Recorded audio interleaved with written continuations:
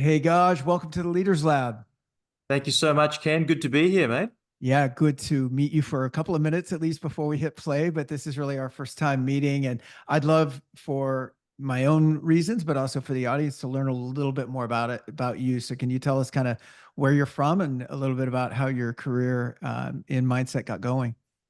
Yeah, sure. I'm born in Sri Lanka, moved to Australia when I was 4 years old. So Okay. grew up there and was mostly educated there. And became a psychologist, right? That was kind of my path.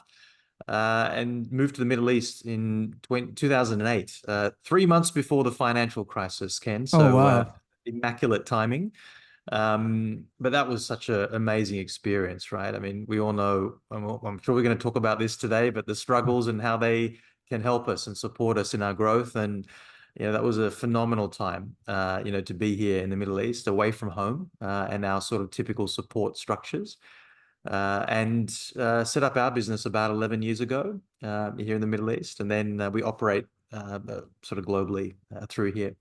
As you got into psychology, did you know that, coaching and personal development was going to be personal and professional development, I guess? Did you know that was the path, or were you just kind of studying psychology and I don't know, how did this become kind of the North Star for you? Yeah.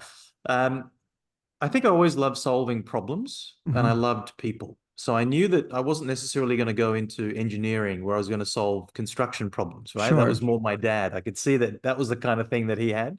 Right. It was about solving people problems. So for me, psychology was a very logical, fit. I think my natural style is quite empathic. So I think that that sort of made sense.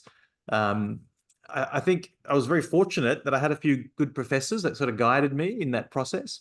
One of the things that came out for me was at the time, I wasn't quite sure whether I go down a clinical path or an organizational sports path. So they guided me down, the organizational path. So it became very much focused around leadership, high performance, motivational work, and so I think a lot of that has been, the crux of, my experience over the last couple of decades. What Mm. were some of those early, like, first clients, first experience? Yeah, what were they? What were you focused on? Was it bigger teams? Was it smaller teams? Was it individuals? Like, Uh, what did that look like? do you remember that movie Up in the Air with George Yeah, Clooney? totally. Where he Yeah. has to fire everybody. Yeah, that was my job. That's how I started Oh, off as an intern psych. oh, And wow. so I think for me, and I remember this really strongly, it's probably, you have those critical life moments, these anchors that come into your life, Yeah. right? And for me, it was 2001. We were asked to go to the Speedo manufacturing plant. If you remember, Yeah. the Yeah. swimwear company, Yeah. at 7 o'clock in the morning. It was probably the first time I'd gotten into a suit, Ken. So I hadn't really been in a suit before, I think, leading up to that, professionally. And there are six of us standing at the front of this manufacturing plant. And the GM stands up and for the next 6 minutes delivers the news that they're shutting down that plant on that day, that the 70 people that are in that plant are losing their jobs, Ooh. over the next sort of 10 minutes, that their severance packages, everything will be waiting for them, at HR. And it was the first time that I saw a series of reactions, from these individuals. And I think that was probably the first time it really dawned on me about how one stressor or one situation can have such a multitude of internal reactions, Right. to people. And I saw people who were catatonic, they were frozen, from the news. Other people who were weeping, they might have been the primary breadwinner in their families. Other people were picking up chairs, throwing them around the office, right? And Wow. and the factory floor. The press had been alerted to this, so they were waiting outside. You can imagine the absolute crap show that was about to unfold, in that time. So working in that sort of group context and then taking them down to individuals and supporting people at what was probably their lowest point professionally, for me, it was about the humanity in that moment, right? And how you help people and support people. And I think for me that, that was one of the deep anchors, that kind of really supported me. Wow. So if anyone hasn't seen that movie, much like gosh, George Clooney has to go in and he's like this outside guy that helps talk people, I guess, in off the ledge as they're getting let go from this company. not an easy job. It's interesting how, if that was like one of your first major gigs, it sounds like you were like, this feels right. Not the act of letting people go, but maybe of you being being in a position of being a messenger to get that point across in a more humanitarian way. Is that what it felt like? Like where you could use your not only skills in psychology, but your natural empathetic nature, as you just described, to say, hey, there's other ways to look at this. There's other options, things like that. Is that what you really leaned into? And did it feel like, because I mean, I think for a lot of people, I'm like, oh my God, if you threw me into that, that was one of my first things, I'd run for the hills, right? I mean, but it sounds like to you, it actually confirmed your commitment on the path that you were on. Yeah, I mean, what better opportunity to solve people's problems than that, right? And I Right. think for me, it really did throw me right into the deep end, as you Yeah. said. And I think for me, what I realized about myself in that moment, right, was that if I was truly going to have this as a calling to me, right, and I was going to help people at arguably their lowest point professionally, that I needed to also fine tune my own mind, right? So that when I'm sitting in front of people, that the energy and the kind of the language, because we know that words matter, right? That we use at those moments. It's, for example, a lot of people talk about the fact that, they were made redundant, Right. right? Well, people are not made redundant. Jobs are made redundant, right? Even that simple disconnecting or detaching yourself, right, from Totally. that experience, Yeah. can help emotionally. And so this idea that, I think in that moment I realized how important that cycle that runs all of our lives, that the formula, the Yeah. algorithm, Yeah. thoughts affect feelings, feelings affect behavior, right? That literally runs every single one of the 8 billion people on this planet. It runs me, you, every single one of us.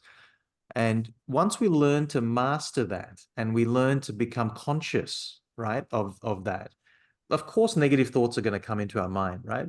But Right. if we can get on top of it quickly and we put some structure and process and support in place, magic tends to happen. Totally. I love that. And I mean, the changing, like you're saying, of like one word, right?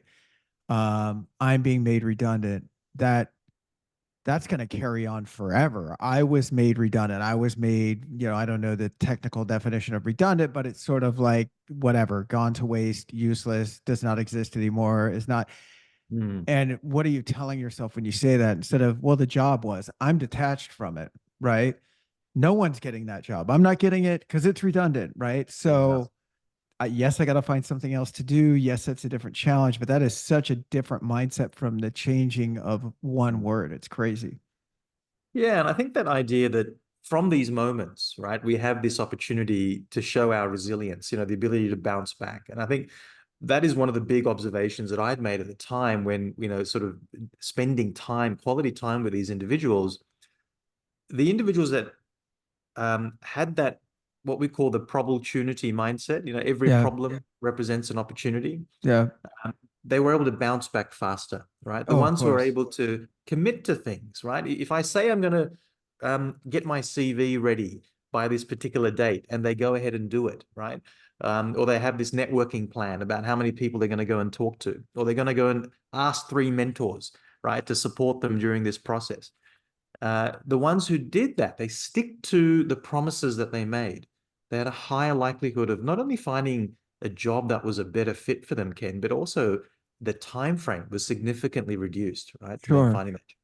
Well, Mm, it's like this combination of mindfulness, intention, and taking action, right? So it's like, I think for a lot of people, they're in jobs because that's what happened. Like that's where they got an offer. It's not, for a lot of people, it's not like it was a well thought out plan. It's just like, oh, this is what I do mm, next. And after a while, you're there for 6 years, 8 years, whatever.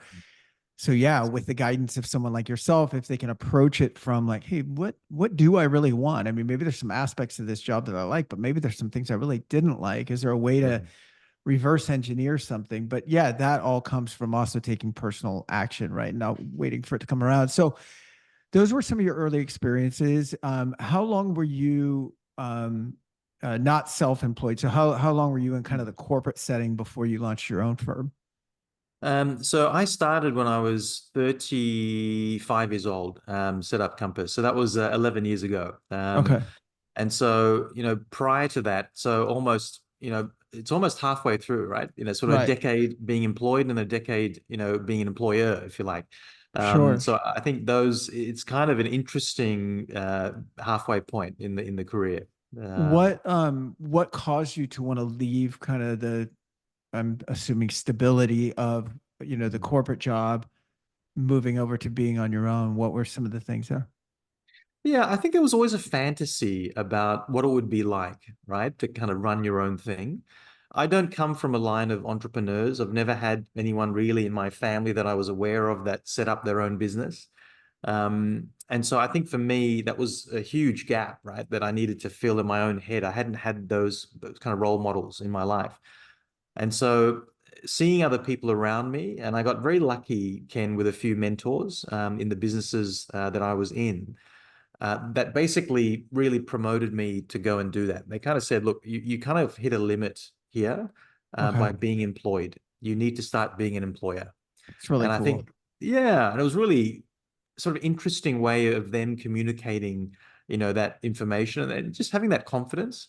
I think also I had, support from my wife, which really helped, right? To sort of back you Sure. in that moment, to go for it. You need that, right? To make that Totally. happen. So that was important too. So I think the combination of that and this aspiration and ambition, to kind of see how far you could go with something, um, in addition to wanting more flexibility ultimately, and also, growing up as a young immigrant family in Australia, we never really traveled that much, right? We didn't really have the opportunity. My parents worked really hard. They provide us a, great education. But the opportunity to travel wasn't there. So I made a promise to myself. I think I was about 14 years old at the time, that I said that if I'm ever going to work, I need to be in a role where I can work anywhere in the world, Sure. right? And so that was a key motivator for me as well.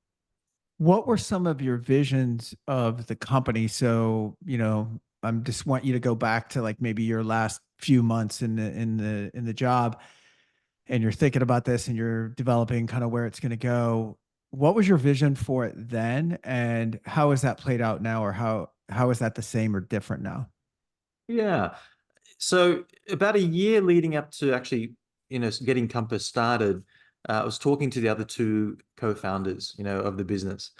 And the sort of tagline that we created at the time was inspiring your discovery. It was about you need to understand and be aware of yourself, right? And your teams so that you can actually optimize your performance and your leadership.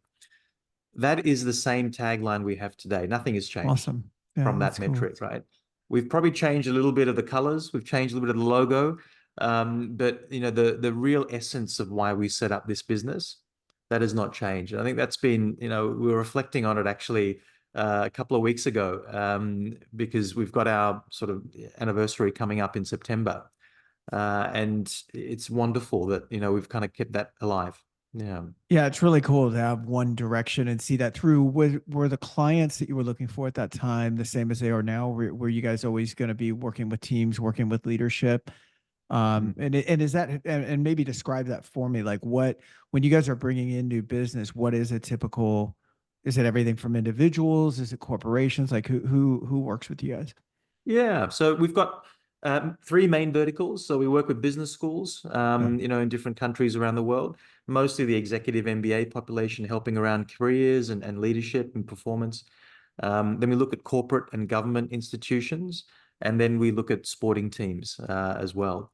And so, against all of those things, it's really about individual and team excellence, right? And Right. so I think that has not changed.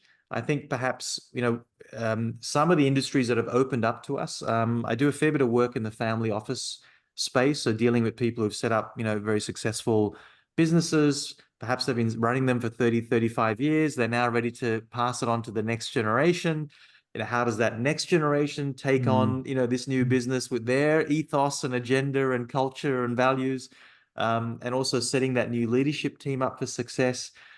So that's been really fascinating. That As wasn't you're something, as you're describing a family office, I'm just thinking it's either a dream or a nightmare. It sounds like it's a dream for you, but I'm just thinking the amount of psychological complexity that comes with that, right? Because the Yeah. normal stuff, you go to a business, they're not related. Jack's performing, Susie's not. He's a little rough around the edges. She's really nice and gregarious and whatever. I don't want to make it as simple as that, but you get into a family office and there's just all the baggage, right? Or Yeah. tie-ins, and so it's probably a good, almost like equation for you to solve coming in, right? One of the funniest observations, Ken, I mean, all of us, we have our own insecurities, right? The challenge, typically what makes it easier when we go into the workplace is that typically the cause of those insecurities aren't usually our bosses, Right, right? right, They're kind of just people who just happen to press a button and tap into that right, insecurity, right? right, Whereas here, you've got potentially the kids coming in, and a lot of those experiences are, from their childhood. right. And, the chairman or the CEO happens to be the person who would have been there, right, at that Sure. moment, good and bad, right? Right. Healthy or unhealthy. And so, it's an interesting dynamic for sure. No, Mm. I mean, yeah, your boss is the one that psychologically damaged you when you were a kid, maybe, Or right? supported you and Or assisted you, right? yeah, Yeah. exactly. Yeah, I mean, probably all of the above, right? In some Yeah. way or another. So tell me about like one of the biggest things that you talk about, I think, and you guys work on is mental toughness. Can you talk about that a little bit? Yeah. Probably one of the largest or the most important skill sets, right, for a leader, I think, in this century is going to be the ability to be able to deal with, this sort of volatile, uncertain, complex, ambiguous world, this political world we live in. And the leaders that I tend to find, I'd love to get your thoughts on this, Ken, the ones who can adapt to that, right, and manage their mental process and support their teams in their mental processes are the ones that tend to have the greatest success and more sustainable, right, success. Absolutely. Yeah. And so for me, we use a framework. It's not our framework. It's a framework from a UK company called AQR, which is probably the most rigorous and validated mental toughness framework in the world at the moment. It's called the 4 Cs. So we look at confidence, commitment, challenge, and control, right? And so those 4 elements, interestingly, account for an uplift of performance by around 27%, right? Those Yeah. 4 elements by themselves. Just to give you a sense of perspective on that, IQ, right, intelligence accounts for 7%, I right? believe it. I So completely believe it. Yeah. yeah, it makes sense, right? When you sort of look at that, but we're Yep. talking about something that's, almost 4 times more effective, right? And Yep. so, I feel like we need to be talking more about the mental toughness component. Mm. It's funny because I remember, and this is years ago, but I remember I had several GMs reporting to me in a larger corporation, and um, I did some assessment testing, like disc profile, whole brain, Myers Briggs kind of stuff, and it pointed to me that we could probably use more intellectual diversity on our team because everyone was kind of testing out the same way, right? Yeah. Like similar in personality styles, similar in IQ, in my opinion, similar education levels. But there were people in the room that, had outperformed others, on a 5-to-1 basis, when you looked at year over year growth, year over year profitability, employee retention, employee engagement.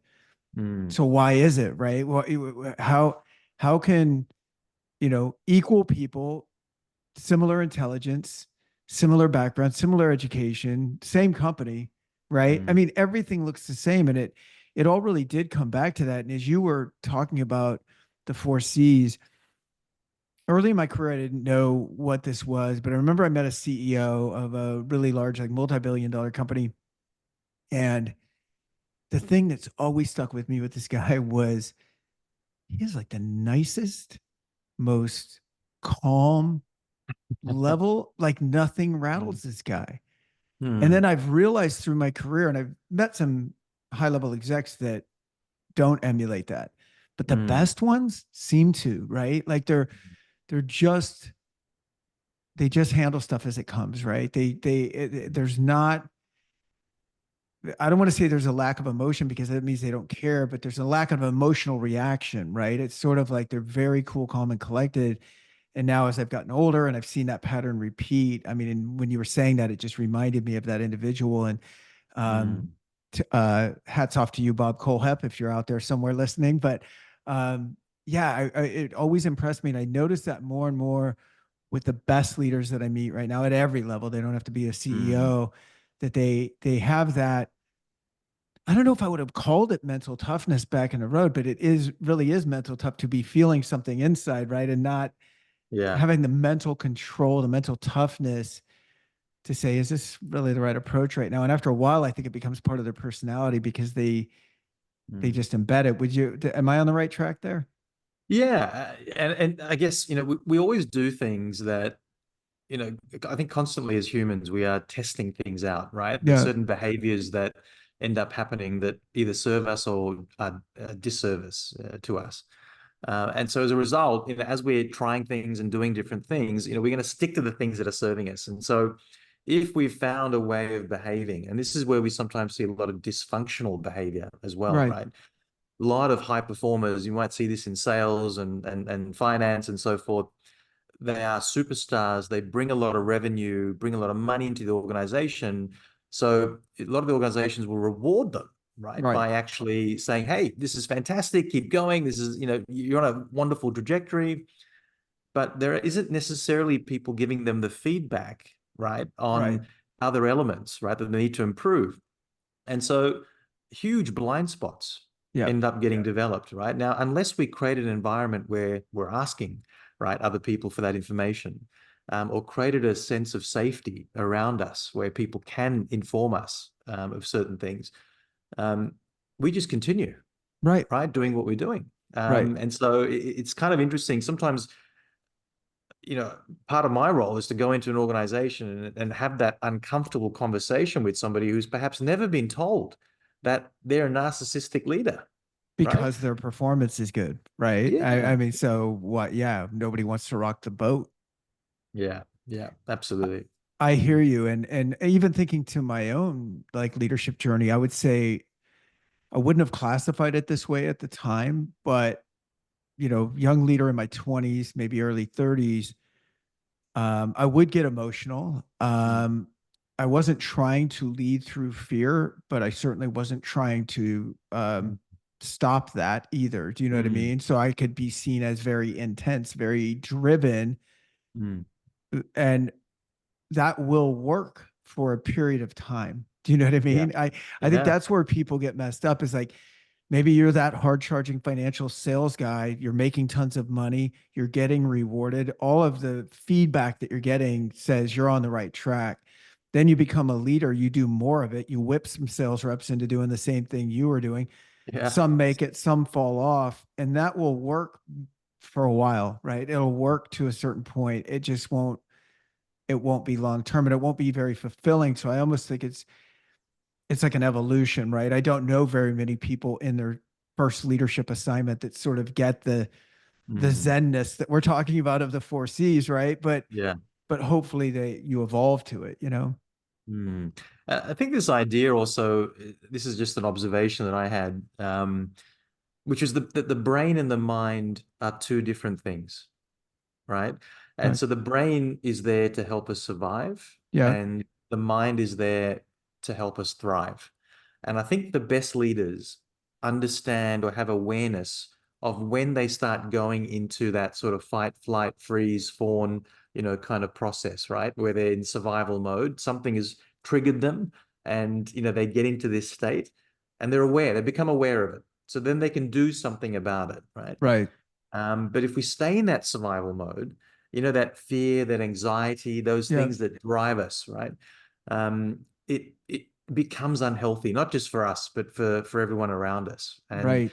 and I think that part is when we need to move into that thriving mode where we accept the software upgrades, the things that keep coming up on our phones all the time, Sure. right? That happens in our mind. And Yeah. I always say to people, we get an upgrade opportunity every day. And you can either accept the upgrade or you can decline it. Right. It is actually a choice. Right. And so one of the ways of looking at this is, have I accepted, as I sort of reflect upon the day, have I accepted these upgrade opportunities, right, that have come up today? I And love so that. just spending a little bit of time reflecting, it's a couple of minutes, right? Yeah. Um, and I think it's so important to do that, but sometimes we just don't want to spend that time with our thoughts. Right. I think Yeah, your point is, I mean, that's such a good point. And I think, okay, going back to, me leading in my 20s and 30s, being emotional, it doesn't mean I don't get emotional now. sure. And it doesn't even mean that I don't screw up now. I do. But I think there is room for that pause now to consider, right? If I Mm, want that upgrade, if I, yeah, is there, that's where I think a lot of people get caught up is the reactionary, and they don't have to be in leadership, reactionary mm. of any kind without just take a breath, right? How do you recommend that, by the way, when you're coaching people? What would you say are like some of the most common? I know it's probably a long path, but what are the things you most commonly do with working with leaders on their mental toughness? So probably one of the biggest ones that I think creates a lot of that anxiety, Ken, is there are these three buckets of things that we tend to worry about. Mhm. The first bucket is, things that are in our control, right? The second bucket are the things that perhaps are not in our control, but in our influence. We can probably influence the people and situations around us. The third is this, what I call the why bother section, Mhm. right? There's no point worrying about it, but we spend a heck of a lot of time in that bucket, right? Thinking about it. Right. And so it could be from economic situation and the global Politics. economy, Mhm. politics, weather. I mean, there's a whole bunch of things, right? That kind of impact. Even sometimes our boss's mood, right? We kind Yeah. of think we start worrying about that. Um, so if we start, I think the best leaders that I've seen are consciously aware and start to rechannel their thinking to what's in their control. Yeah. In sports psychology, we call it controlling the controllables, right? Yeah. And so when you start doing that, you can simply write down the things that are in your control and go and do them, right? And I Right. think that it gives you an action or a focus. The other thing they do, I think, is the emotional control, right? So it's things are going to trigger me, right, through the course of a day. That's a pretty normal, sort of situation. Sure. But if you know what those things are, and you also are aware that the emotional reaction is typically that 6 to 10 seconds that it needs to kind of get through into your logical part of your brain, that means taking a moment, stepping away from something. Sometimes it's an email that comes through that can be quite accusatory or, quite blunt, right? That kind of Right. just triggers you. Sometimes it'll be something someone says in a meeting, right? And it might be that, there's lots of things you can do around this space, but breathing is the best thing to be centered. The next is an exercise that I do, which is called anchoring, right? I don't know if you've come across this before. I think I have, but I want to Yeah. hear, I want to see if we're talking about the same thing. So tell me. Yeah, I mean, sports people do it, actors do it. But basically, you can touch your fingers, or it could be, your watch or a wedding band, anything. And what you do is you anchor a particular emotion, right, or a particular feeling, right, to that anchor. So, for example, to your fingers, you might anchor curiosity or Mm. happiness Mhm. or excitement, right? Mhm. Different emotions. And so there's a bit of a process that you do to ground those feelings in, but you can start to get your physiology to trigger your thoughts and your feelings. And it's such a powerful way, when you're in the moment and you've gotten triggered by something, that you can actually just simply press your fingers, and it's so powerful Yes. that you can evoke a different emotion. I don't know if that's the same one that It is. It's exactly the yeah. same. So I've done Mm, a lot of training and leadership with like Tony Robbins and yeah. Anderson. So we did a lot with him, and we help people establish their anchors. And that process is, yeah, it's so cool. But to get to the process again, you need the pause, right? So Yeah. even if you have the tool, you got to stop and go, wait a minute. I think I got a Mm, tool for this, right? There's something in the toolkit I can use, right? But to your point, first thing is breathe, change your physiology, and then going to the anchor, which I think we might have done an episode actually on anchors like a long time ago. I fantastic. had Yeah. another Robbins guy in here. Mm. That's amazing. What do you see when you're going in and working with teams?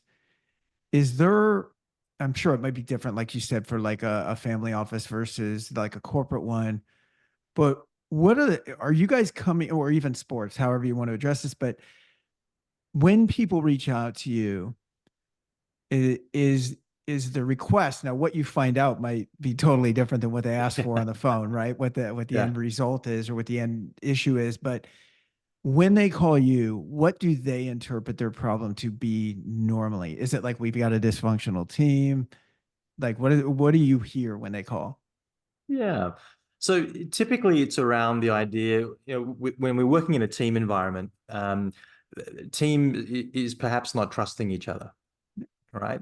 And so people aren't collaborating. They're not spending time together. They're not working towards a shared objective or set of goals, right? I'm sure you hear the word silo a lot, right? Mm-hmm. In organizations. And so, a lot of that is happening. And there's a reason why we do that, right? There's a reason why we set up silos. Silos are a bit like, having fences, Yeah. right? In your property. It's there to protect your property. So Yeah. you don't feel safe, right? With Yeah. these other people around you. Yeah. And so we naturally build these things. Sometimes they're in our minds, sometimes they're physical barriers. And I've gone into corporate offices, and I've seen literally like the way that, departments are set up, right? Sure. Are literally like separate homes. Yes. And so, you've got this really interesting dynamic that's at play here. And so what we tend to do is our goal is to kind of bring people together, right? And to make them realize that they have more in common than they do different, and that they are on a mission, right? And that mission is an opportunity for them to create something very special in the role that they're in. And the first question I tend to ask a lot of people in these dysfunctional teams is, there's no point going through this workshop if this is not the team that is going to move forward. So I'll ask a basic question. Are you a team? Right. Right? Now, sometimes I get mixed responses here, right? And it's wonderful to start getting a conversation about how people feel about this. Now, there might be one or two exercises we do a little bit before, that question, right? To Yeah. get them sort of grounded a bit. Um, because I think the definition of team, what we need from a team, um, what other teams that they've, worked in the past and how that sort of manifests itself are all different. And so it's about exploring that together, and creating a common language that we want to use in the room. When when you are questioning different people in the organization, or not questioning, but getting to know them, and they come back and say, well, I don't feel like we're a team at all. Do you then go into like an assessment of, because they might not feel they're part of a team, and they might be completely justified in that, right? Like this is not a Yeah. team. Like people are working as individuals. Nobody cares about like the common goal, whatever. Then where do you go? Back to leadership to find out like what's going on? Yeah, typically, or we might even put them through sort of an assessment.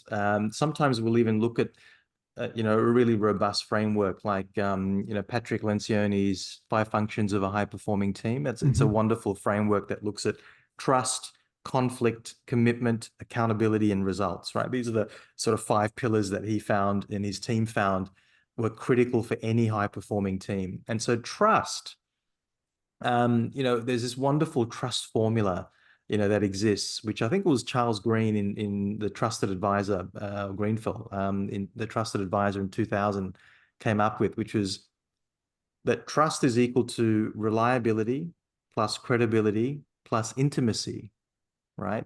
Over self-interest. So the lower the self-interest, the higher the trust, right? Okay. But what are people doing around intimacy, right? Do I feel safe in this team? Do I feel like people have got my back, right, in Right. this team? Are people delivering consistently on what we tell we're going to do? And do we have the right credibility, the right skills, the knowledge, experience, right, to deliver? Right. All those components, lead to this wonderful sense of trust.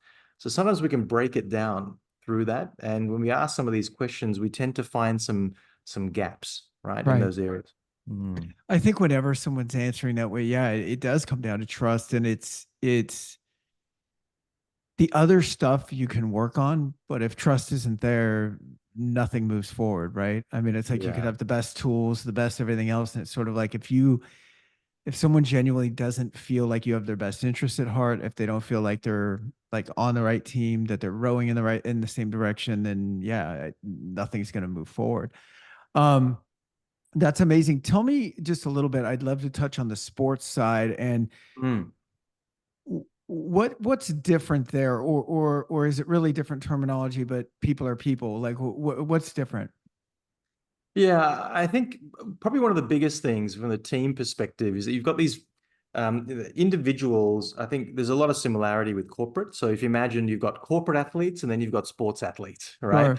So obviously there's a lot of crossover in terms of, sort of the mindset stuff, and, some of the work we do around the mental toughness, resilience is quite similar. Uh, I tend to find that habits, like little individual habits, we talk a lot more about with the sports players, right?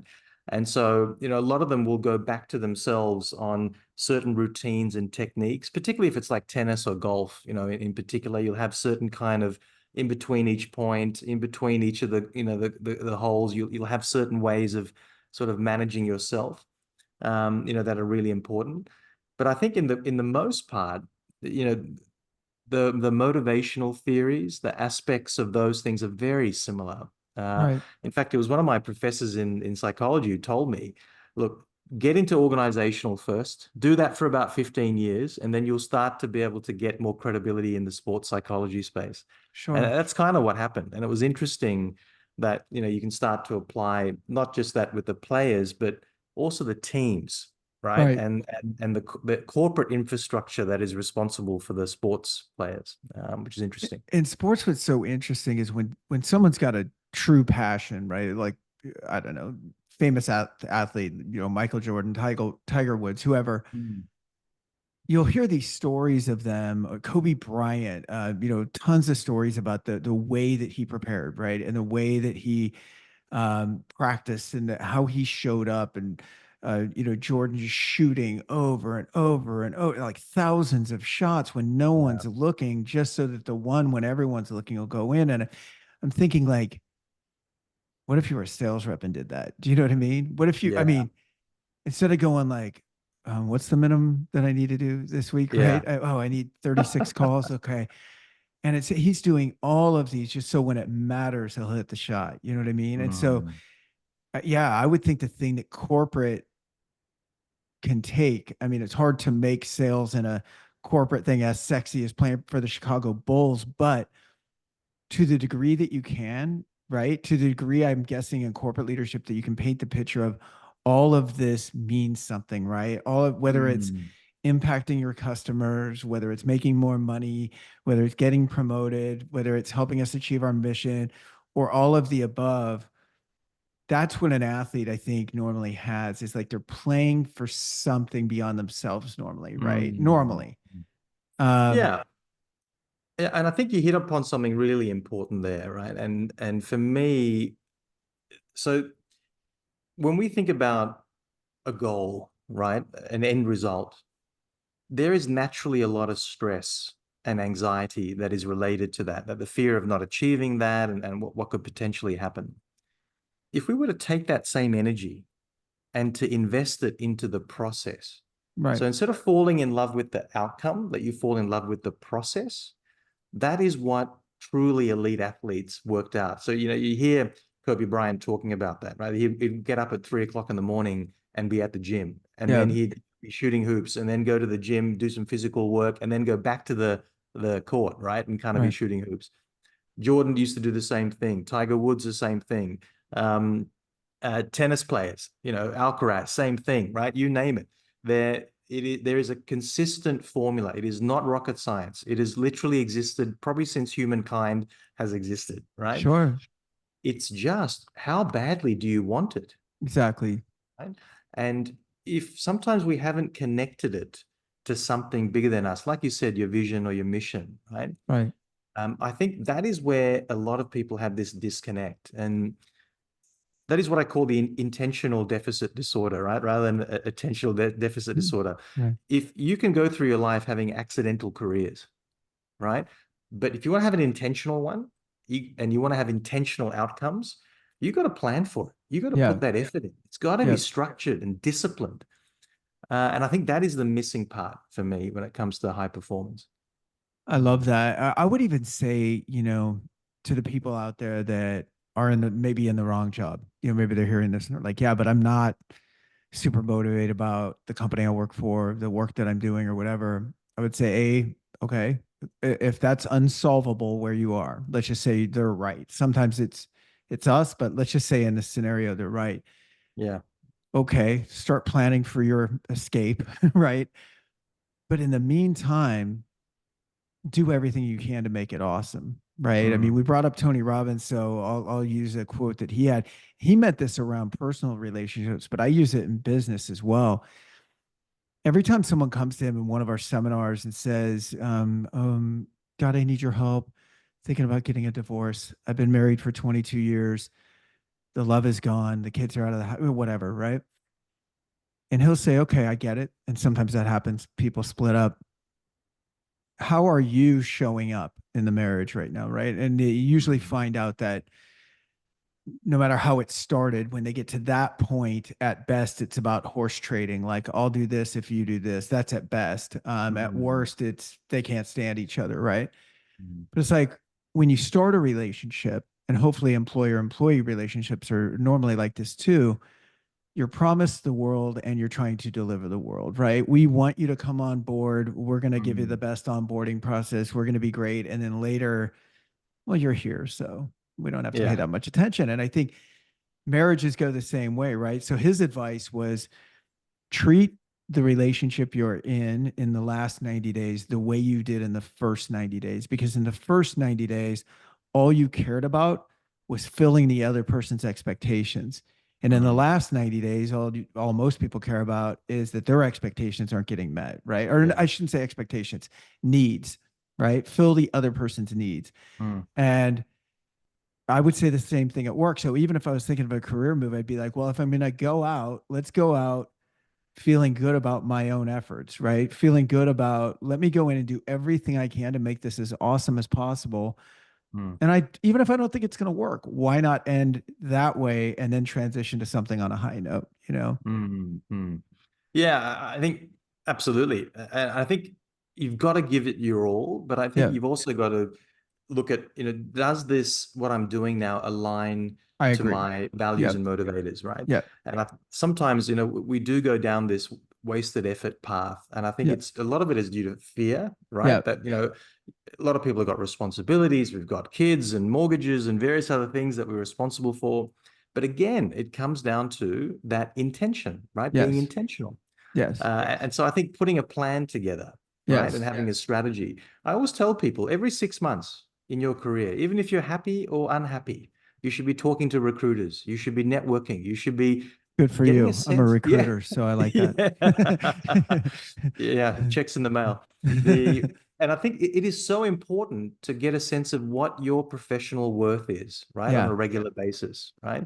It's a bit like if you had a stock market, right? Your personal brand is like a stock, right? right, Now, you don't just go buy a stock and then just ignore it and then never see what happens to it. You're checking up on it, right, on a right. regular basis. We Totally. need to do the same thing. And so that validation, verification process that you go through helps you to understand, hey, you know what? This company right now doesn't really value these particular skills. Maybe it's not aligned with their vision or where they're heading, Right. but I know talking to the market that I'm potentially going to be valued more and perhaps have more career opportunities and guidance somewhere else. Right. That's such a good point. And not to stay on the recruiting thing, because that could sound self-serving, but I think it's interesting in the context of what we're talking about is, Mm.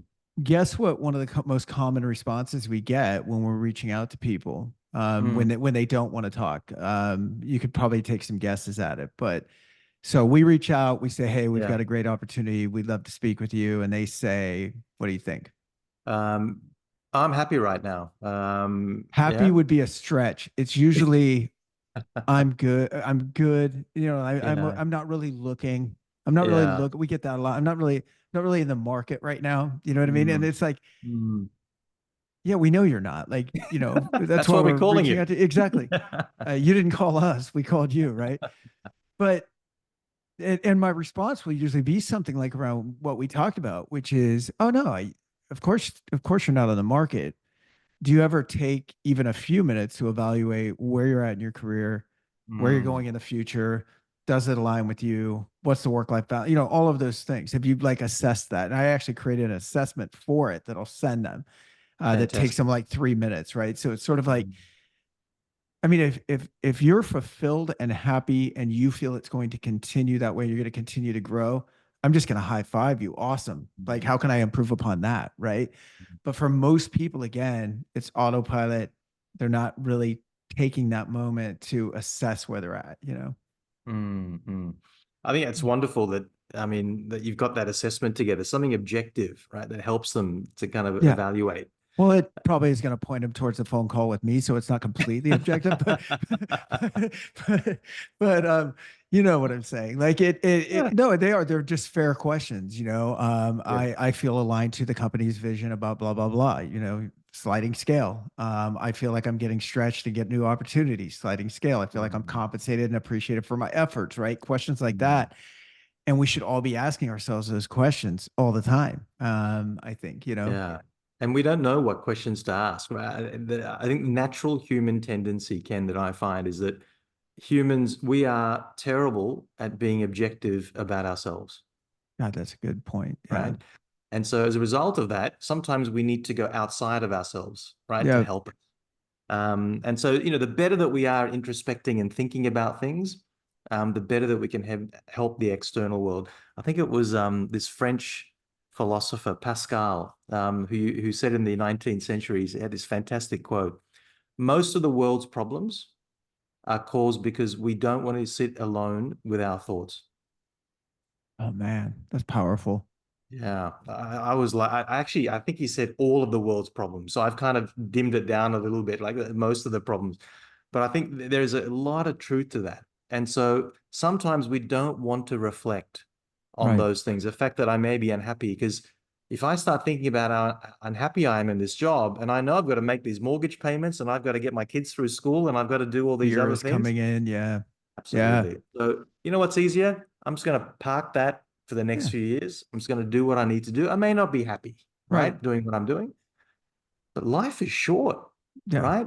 And how much more value could you potentially be missing out on as a result of not taking that step? And I Totally. think that that opportunity cost for me, um, what it ends up doing, and this is what I find time and time again, is that people end up coming back to me and saying, how did I get here?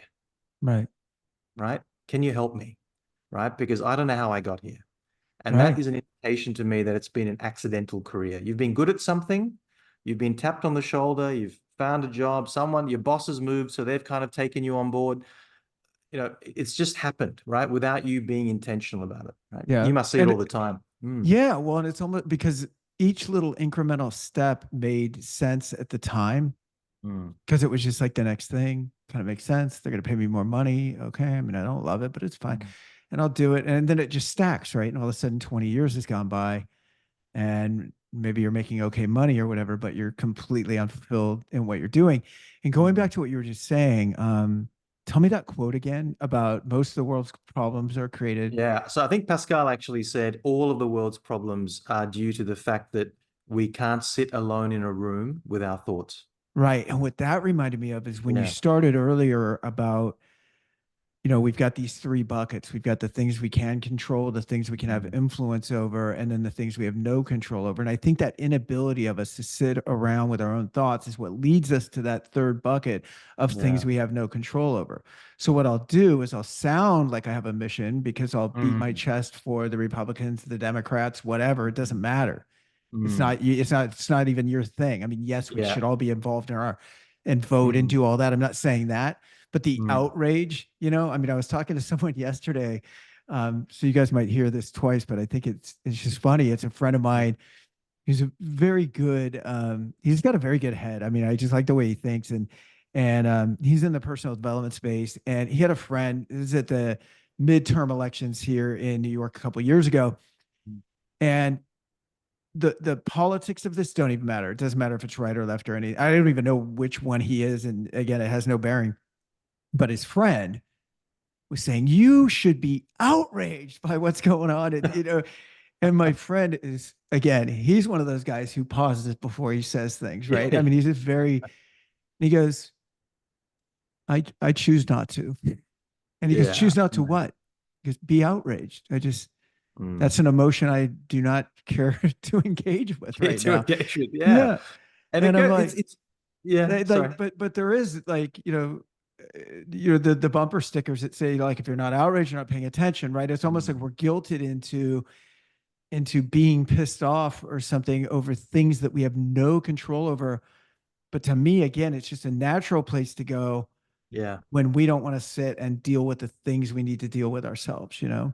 Yeah, absolutely. It's funny because Bill Gates used to talk about this, right? That in the early days of Microsoft, on a Friday afternoon, he'd lock himself up in a room for an hour, right? Where he'd just no distraction and he'd just sort of sit and think and plan, right? And he sort of took it to the next level. I mean, there's a great documentary that was talking about this. He has this thinking week or something, right? Yeah. Where he reads and just comes up with different Inside ideas. Bill's mind or whatever it was. Yeah, Yeah, I inside like Bill's that. brain or something, Yeah, right? yeah. Yeah. And so that started from this sort of nascent idea that, you know, I need to sometimes force myself to be in a situation where I am being intentional about things. And part of the reason why that's also important, I think, Ken, is, when how that thoughts affect feelings, feelings affect behavior, that Yep. cycle that runs all of us. The trick with that is that repeated thoughts become beliefs. Totally. So this is where you can change your beliefs, right? People think if I'm a Democrat or a Republican, I'm always going to be a Democrat or a Republican. Well, that's fundamentally not true. And we Right. know that because we know people change religion, they change political parties, they change partners, they change jobs, they change whatever, right? So at some point you've believed something because of what you keep telling yourself. Right. So the conversation is, what is going to be healthy for me to keep telling myself? And that should be the constituents of your beliefs, if you like. And those beliefs inform your decisions. And Right. sometimes we make decisions really quickly, right? About, for example, if you call somebody and say, hey, have you thought about a new role, right? And their beliefs are that, well, I should be in this job. I need to be in this job. I can't afford to move. They're going to make a decision very quickly to say, no, I'm good. Thank you so much. And they're going to hang up the phone, right? Right. Without simply just giving even a couple of minutes to listen Right. to what you have to say. And so I think simply by going back to your thoughts, you have this, it's like a shortcut, right, to that process. Um, so I think that is super powerful. Yeah, Mm. it's gosh, I'm sorry. We're coming up on an hour. I want to be respectful of your time. It's gone so fast. I've really, really enjoyed speaking with you. Um, we will make sure to include all the ways to get a hold of you in our show notes. But is there anything you want to close out with that maybe we haven't touched on yet? Um, no, look, I think we've covered a lot of territory No, we today did. this We did. time, I right? told you I'd be all over the place, and we kind of No, no, were, it's but great. No, cool. look, always happy to chat about things. There's so many things to talk about and different topics, and Yeah. look, whatever is of value, to your listeners, can always happy to help. So if people want to find me through whatever channel, always happy to help, mate. Yeah. Very good. It was so good to meet you. Yeah, I You loved too. the conversation. Could have done another few hours very easily. So thanks again. Thank you. Thanks for everything you do, Ken. Appreciate it. You got it, sir. Take care.